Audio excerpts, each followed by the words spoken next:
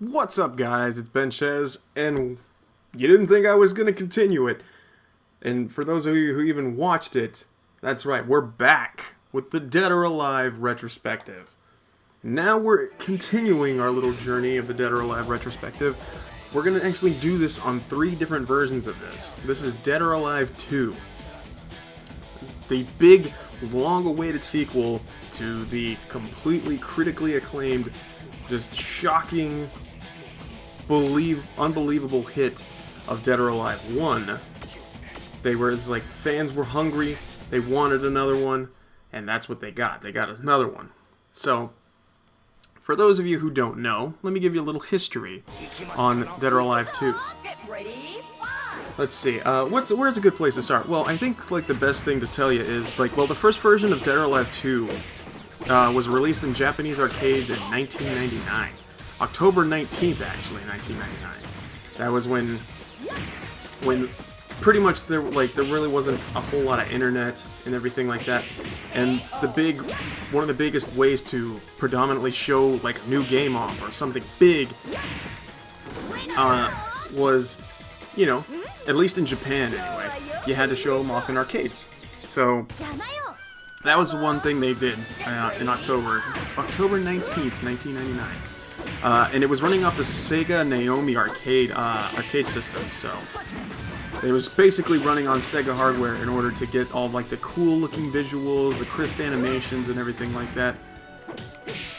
Still to this day, probably one of the most refined looking 3D fighters out there is Dead or Alive 2. And they did really because I remember, if I remember this correctly, it featured a story mode, a time attack mode. It also had a survival mode and tag battle. But they had to, one of the weird things is they had to be unlocked by a code in the service menu of the arcade cabinet. But then what they ended up doing is they released an update version of it, because you couldn't really do updates on arcade cabinets back in the day. But one of the things they did, they ended up releasing an updated version of it, pretty much, and just called it Dead or Alive 2 Millennium, and it was released in January of 2000, aka the new millennium. So, one of the things that they did was they did that, and that had all the modes in it. It had survival, it had tag battle, it had all that stuff. So, it felt like the more or less complete game. So, since we're actually playing the Dreamcast port of this right now, I'll give you a little info on the Dreamcast port. The Dreamcast port was actually released February 29th of the year 2000. A lot of things happened in the year 2000, man. The millennium was a big time for us. Like, new things were being discovered. We were learning stuff. We found out that robots aren't actually going to take over the world, and our computers weren't going to shut down and everything like that, but yeah. So, February 29th, Dead or Alive 2 was released on the Dreamcast in home consoles everywhere. It was crazy. It was unbelievable how just arcade perfect this game came out. It was everybody, and I, myself included, I remember I didn't get the chance to play the actual arcade of this because at the time when this game came out in arcades, the only place that you could play the Dead or Alive 2 arcade was in Japan, because a majority, at least this is from my experience anyway, most of the arcades that I lived near when I was a kid, they didn't really have crazy stuff like that. It was just basic standard stuff. You had your Street Fighter machines, pinball, blah blah blah blah. So when you got stuff like this, it was very, very rare. And I remember it was a little bit after, it was a little bit after the month of Dead or Alive 2 coming out on Dreamcast that they finally had an actual a big cabinet of Dead or Alive 2. And it was a big deal at the time, because a lot of people were just oh my god, it's because everybody wanted to play the big new fighter. Everybody wanted to play the big new 3D fighter. And at the time, Jesus, I got destroyed by Zach. At the time, the big 3D fighter at the time was Dead or Alive 2. It really stood out. It didn't look like any other 3D fighter. It didn't run like any 3D fighter. It was just crazy, crazy, crazy. It was faster, it looked a lot nicer. Like, the stages themselves weren't just on, like, just big squares like the original game. Like, they actually have depth and detail. So it's like, it literally looked like it was a next-gen fighter at the time. And that's what caught a lot of people's attention, including my own. I was over here looking at this like, oh my god, these games look incredible. Oh, jeez. It's so bright and vivid. The music, the animation. Tina looks amazing. I love Tina so much. Tina, she's my favorite. She's wonderful. But, yeah. But the interesting thing about this is that this game apparently did so well that it warranted itself some different ports, I guess you could say. Much like the arcade version got an updated version for people that would like frequent the arcades and everything like that. The console versions also got an upgrade as well. So, because at the time, the only console that could really play Dead or Alive 2 was the Dreamcast, and that was during like the time when like PS2 was coming out, the GameCube, the original Xbox, and all that stuff.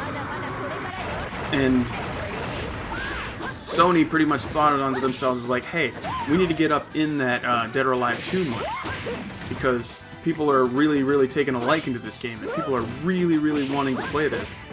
And it was a smart move by Team Ninja and Tecmo to be like, you know what, we're gonna port this over to the PlayStation 2. And it wasn't really that much farther than the original release of Dead or Alive 2 on Dreamcast. Because, as you guys remember, the Dreamcast version came out in February.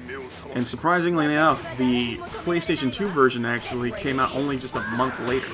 Because the PlayStation 2 version was released March 30th of 2000.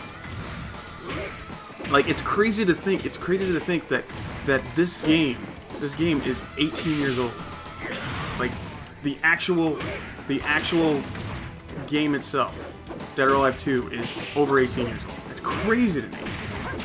And the fact that this game is still, like, honored and held as one of the best 3D fighters out there, and that it's lasted the test of time, it's insane to me. It's insane to me that people still crazily play this game. But it's nuts. It's crazy, crazy, crazy. That is just like, it still has that crazy following to it. Some people still cater to this one, still value Dead or Alive 2 as the best Dead or Alive game.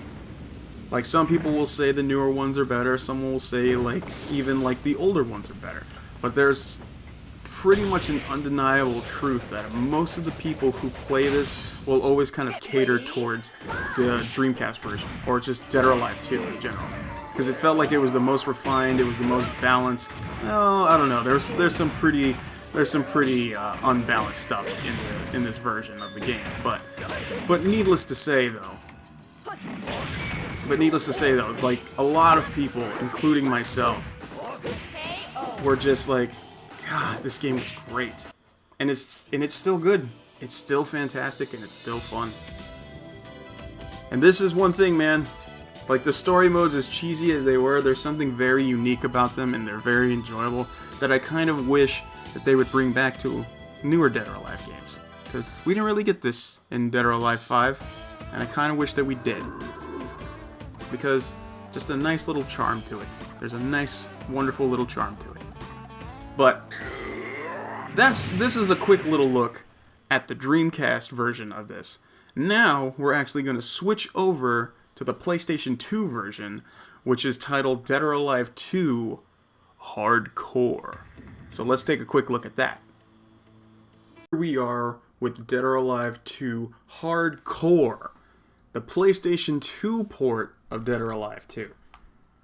Now you're probably asking yourself, what is the difference between the PlayStation 2 port of Dead or Alive 2 over the Dreamcast port? Well, let's hop in, get into this game, and take a look. One thing you'll know right off the bat, graphically, it's got a slight little bit upgrade over the Dreamcast version. It's a slight graphical upgrade. honestly, the main issue that I've noticed that a lot of people complained about with the PlayStation 2 version is they said that the colors were a little bit brighter and almost kind of like bleached out. Almost. Here I come. Get ready. And oh yeah, I forgot. The PlayStation 2 version of Dead or Alive 2 has the one thing that everybody thinks that they needed in a DOA game. The characters speak English. They have English voiceover. Winner! Nothing can go wrong. And it's like some of them are good. Power, Lei Fang. Some of them aren't though. As you can hear. You don't know anything about power.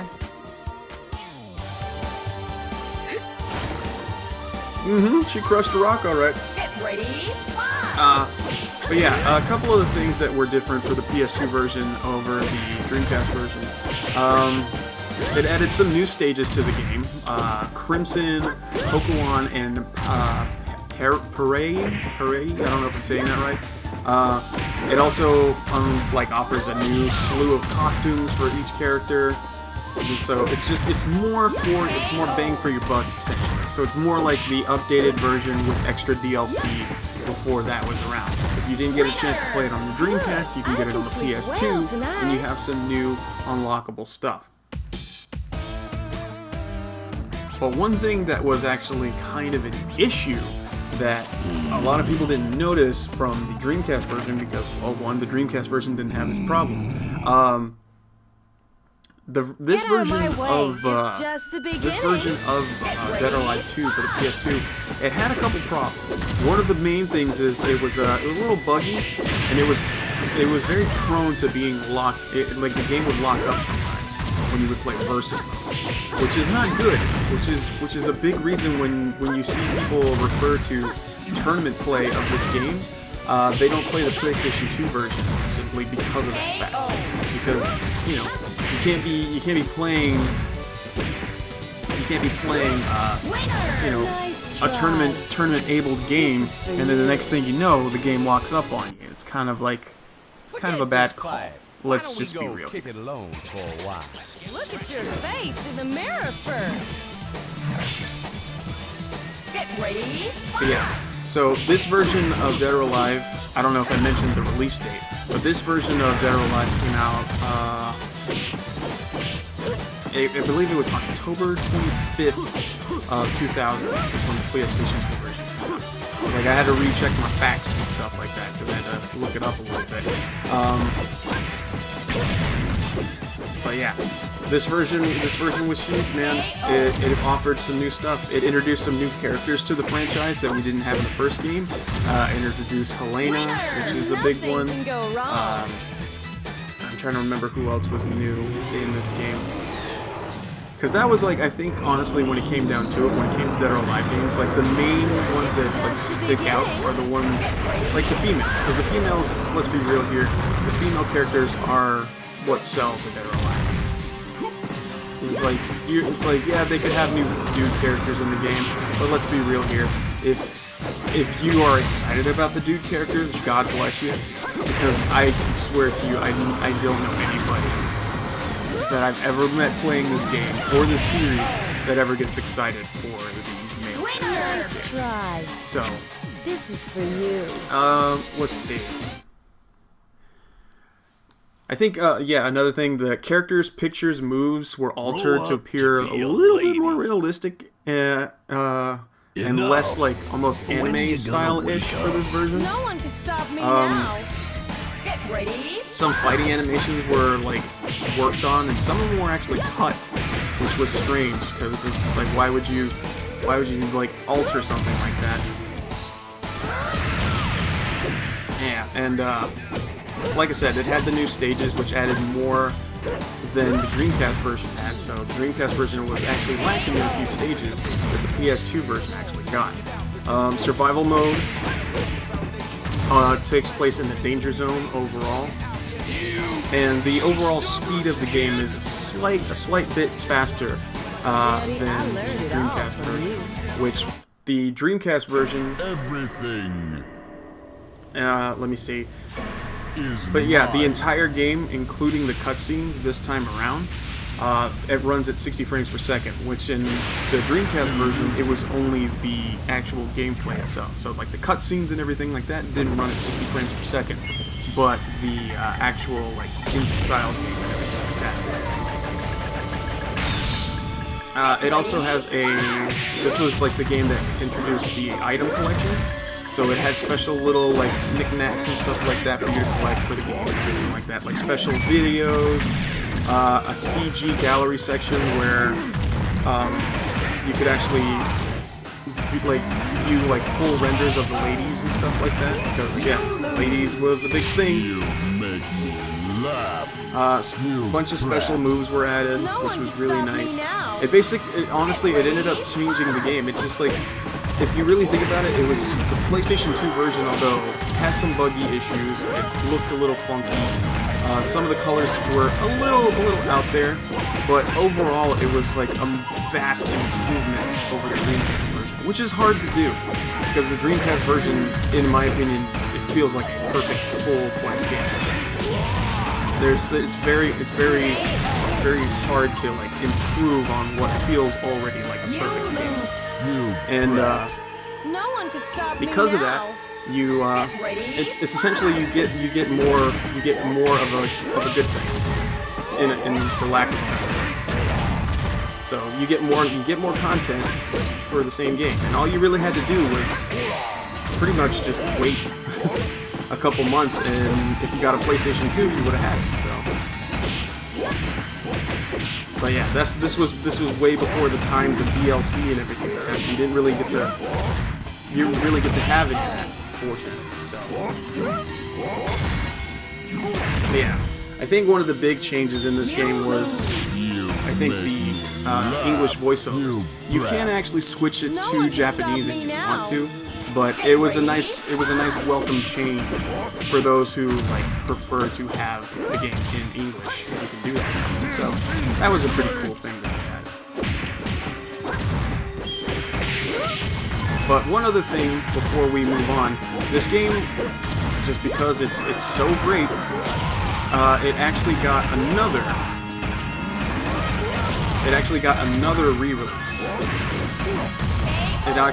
re-release. But this time not on a Nintendo console, not on PS2, not on another port on the Dreamcast, not even in the arcades. This got ported yet.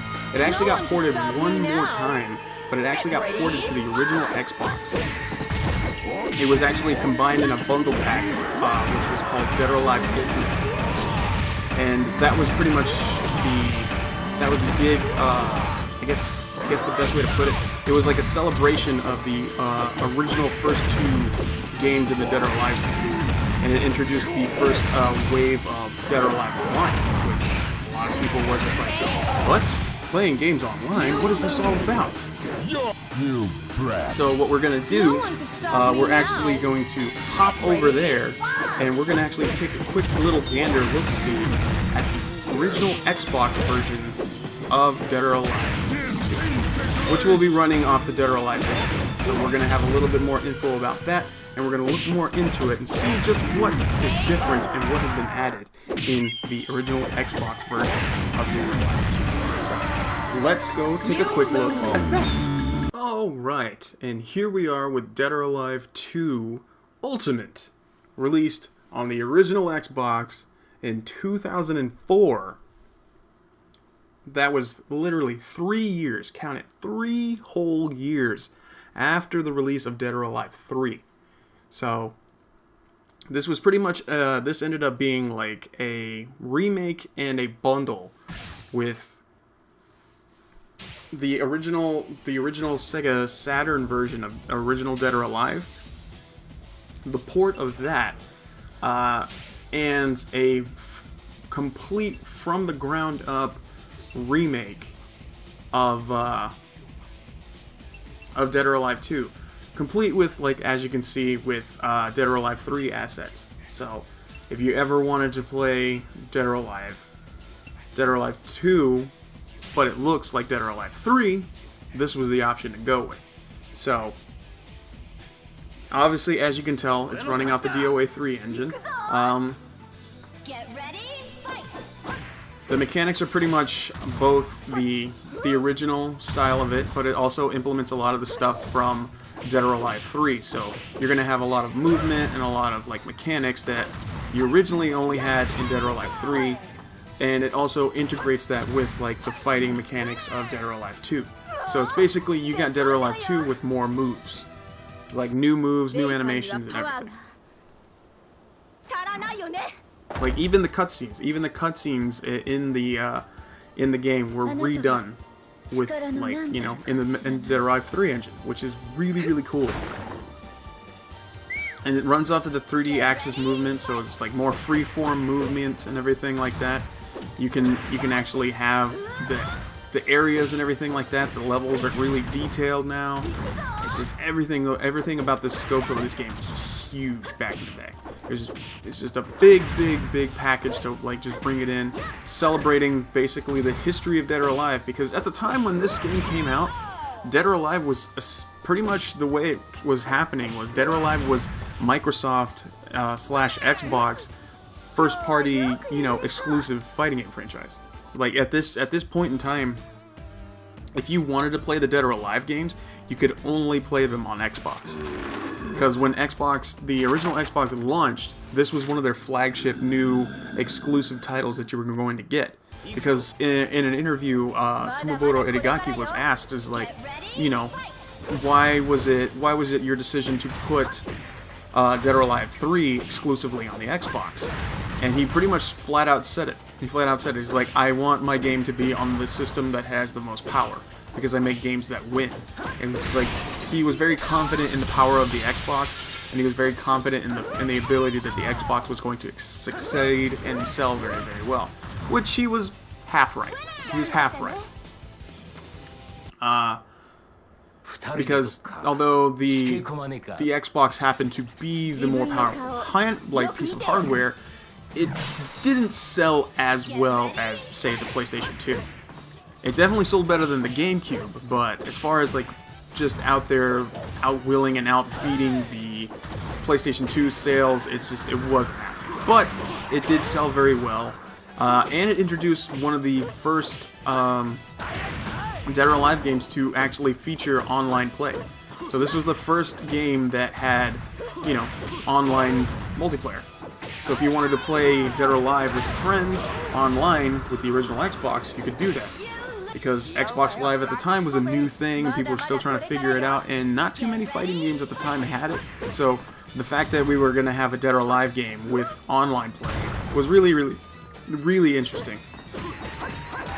Like, personally, I really wish I could show you how the online for this game ran, but unfortunately, you can't really do that anymore because, well, there are no more servers for this game. And if there are, they're probably those secret underground ones that I have no idea on how to access. But the good thing about this, though, is, because I'm running this off an original Xbox. This is an original Xbox we're running it off of. But if you have this a copy of this game and you actually wanted to play it, but you don't have an original Xbox, you're in luck, because you can actually play this on an Xbox 360. So if you have an Xbox 360 and a copy of this game, you would actually be able to play it, because it would work backwards compatible on there. Now, here's just hoping, as we're playing this and everything like that, and we're getting a little bit more into this game, hopefully they'll take note of this, and Microsoft will actually make the Dead or Alive Ultimate package backwards compatible on Xbox One. Personally, I would really like that. Maybe with some Xbox One X enhancements would be really cool. Personally, I would like these games to make a return on the next gen hardware, because I just feel like these are games that are they're so good they deserve to be played over again. And honestly, you don't even need to add the online play. They're just that good that even, like, you know, couch co-op style, these games are a blast, man. And I'm just like, I'm all for it. I love the Dead or Alive series. I've loved it it's seriously in my top, like, 3 of favorite fighting game franchises. So it's just, I want this game to, I love these games. I love it when they do well. I love it when I see people play them. I mean, they may get like a bad rep now because most people just think they're all about like anime girl hoots and everything like that. But they're more than that. They're more than that, and they've always been more than that. personally, I don't know the direction that they're taking it now with the whole Venus Vacation thing and the weird stuff in Dead or Alive Extreme 3, but regardless of whatever it may be, I love this franchise, and I want to see it continue. So, Tecmo, Team Ninja, whoever is the one in charge of having another Dead or Alive game possible at any point, I really hope that it happens, because these games are just fun, man. These are some of the best 3D fighters out there. I mean, this game was originally made to combat with Tekken, because at the time Itagaki pretty much stated as like he's not a fan of Tekken because the girl characters in that game are ugly as sin and the game is really slow. So he wanted a game with beautiful female characters as well as faster gameplay, so it didn't just seem like everybody was waiting in line to do fighting game moves. And that was a good thing. It was nice to have that because like he wanted this game to do well because he had competition. And that was like the cool thing about it. But there you go. It's just it's a lot to take in, it's a lot to learn. But overall, it's a crazy fun experience, man. It's one of those games that no matter how much time goes along or how much time is out there, it's just, I adore this series. I love these games, and they'll continue to be some of my favorites. Whether or not we'll see more in the future, only time will tell. But we've got more games after this one. This was just Dead or Alive 2. We still got a couple more to look at. So, hopefully you guys enjoyed that. And hopefully you guys, if you sat through this entire video and learned a little something about Dead or Alive 2, that's awesome. And I hope you enjoyed it. So, hey, we unlocked a new costume. So before we head out, we'll see what that costume we just unlocked is. We'll see what that is. Just to take a gander, because I'm curious to see what it is. Because there are a lot of costumes in this game. There you go. Very nice, very nice. So until then, guys, I hope you enjoyed this newest episode of the Dead or Alive Retrospective, and we will be back soon, hopefully, with a look at the next iteration in the franchise, and that'll be Dead or Alive 3. So until then, guys, this was the Dead or Alive Retrospective. I've been Benchez. Be nice to everybody out there, and I'll catch you guys in the next one. See you later.